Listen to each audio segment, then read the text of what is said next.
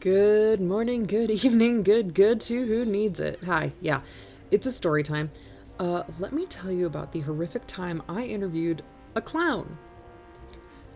I was young. I'm going to begin by saying that. I won't say the clown's name. She's the only official clown in a metro area. And let me tell you, there are some serious rules, pomp, and circumstance around traditionally trained clowns. They want to make sure that you know that they are not just some asshole who slap paint on their face and ask for money. And the training that goes into being a traditional clown with proper education is extensive. There's a reason that there's an elitism to it. A traditional clown is trained in multiple crafts, physical comedy, pantomime. It's their job to keep the crowd going when all else fails. And if we get into the traditions of harlequins, mimes, there's a lot to be said for the physical demands. My sister loves two things: Halloween and circus aesthetics. So I am painting her a silly little Halloween thing, and I'm going to tell you about the clown I interviewed. I guess she also likes rats. Can I be really real with you? She was a mean clown. Not as a bit. She was not a nice person. I don't know if it's because so many people dunk on the profession and don't see it as an art, but she was an absolute jerk to me and to everyone I have ever asked about it after the fact. So I go to her house for the interview, which is what she told me to do, and she is loaded. Very swanky neighborhood, very big house. Again, the only professional clown in this metro area, and is a part of all sorts of things with town hall. Bizarre, I think. I walk up to the pillared palatial estate, and there she is, all by herself, human-wise, with 3 Pomeranians. She answers the door in a silk nightgown, silk bonnet, face paint, with a cigarette hanging from her mouth, with a Pomeranian tucked under one arm like a weasel.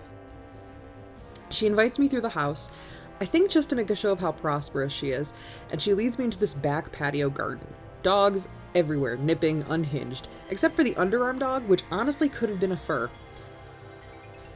She proceeds to give me the most joyless, one-word answers to every single question my simple, sweet, childlike wonder can come up with. I said I was young. I was a kid. I have looked exactly the same since I was in 2nd grade. I did all of my aging at 10, and I will probably wake up one day in my 50s and be the crypt keeper. But so it's hard to read my age, and I'm using that to give her the benefit of the doubt, but I got dropped off by my mom for this one. Yes, I have been weird for this long. I decided I wanted to be a writer in 6th grade, and my mother's argument was I didn't know anything to write about. So I just started asking people stuff. Enough about me. This clown, who I'm not going to name because she works at City Hall for some reason, and everyone in the area is gonna know who I mean, she stops me in the middle of a question. I don't know what I was saying. And she goes, "Kid,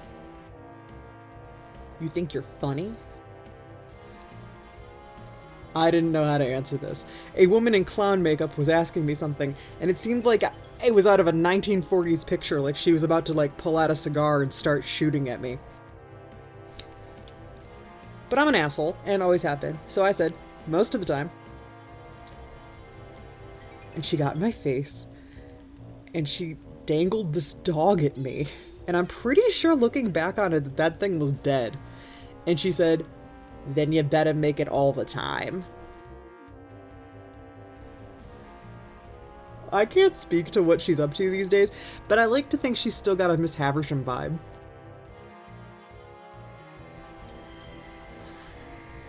That'll do it. If you like this, like it, and come sit for more story times, or walks, or did you knows, or ramblings, and I will be here, spouting them off like the town crier.